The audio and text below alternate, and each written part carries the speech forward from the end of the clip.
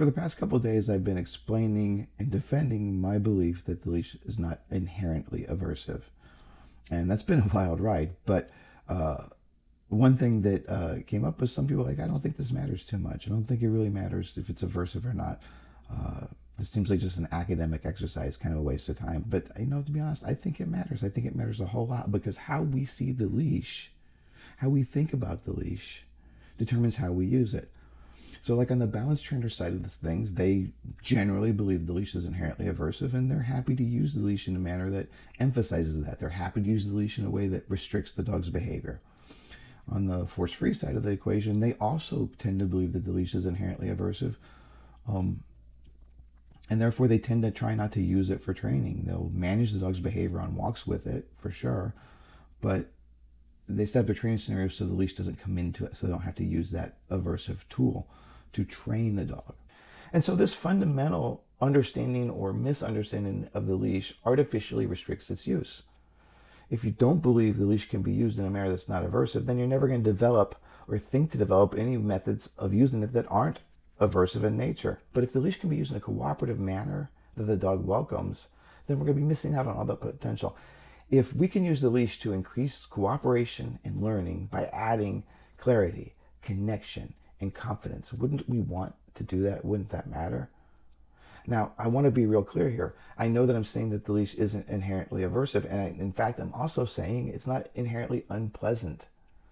But we have to acknowledge the fact that the way most people use it is decidedly unpleasant, right? And that's because of how we think of it, and we need to address that because that's an important part of understanding the leash.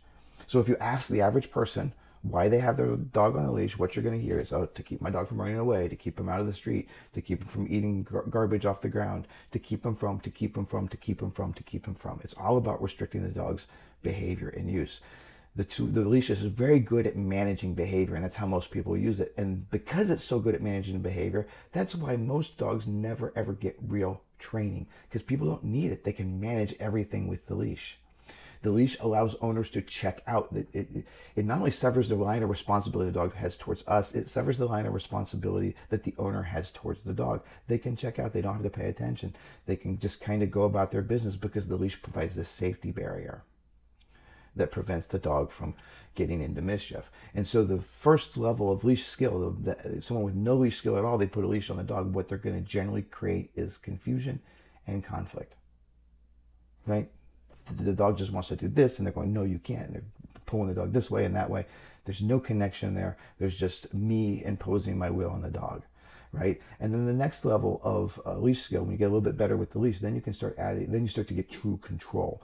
And that still can be a very aversive thing, but it feels probably less conflict oriented to the dog because you're doing it well, you're doing it smoothly, and so the dog just follows the leash. You may still resent being restricted by it, but he doesn't feel like there's no room to argue with it. There's no conflict because there's no sense that there's something to fight. It's just what's happening, right?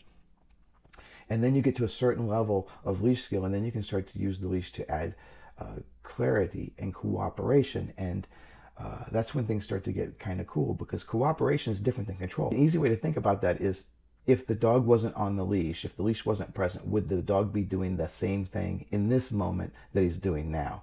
Or is the leash a big part of the dog's calculation? Is there an implied or else? Or is the dog truly in the moment and doing the thing with you? That's the difference between cooperation and control. And if you still have to have that little bit of or else, then you might be more in control than cooperation, and we want to get beyond that. One of the reasons why it's so important to get our idea of the leash sort of solidified before we start working is because it affects how we approach it. I want to use a lot of cooperative leash work in the beginning, early on.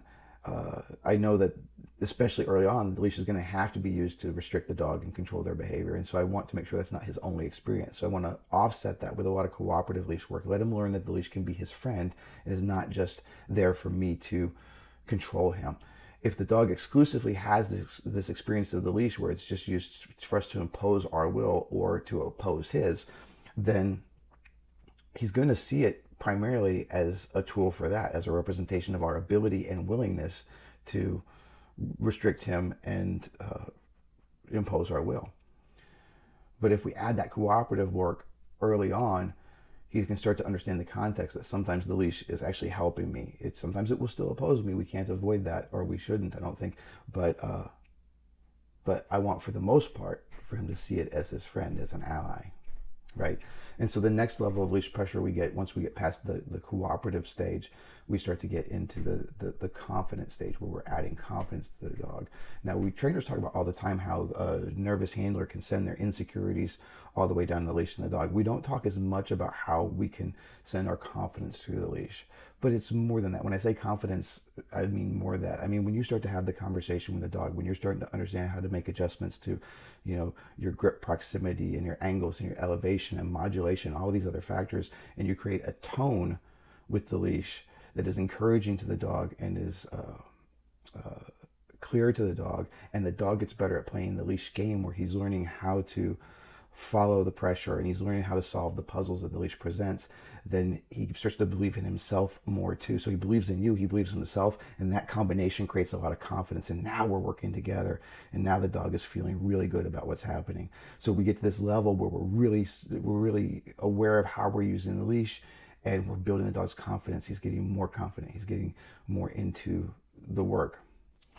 And finally, we get to the point where the leash can be used to calm the dog using the conversation of pressure.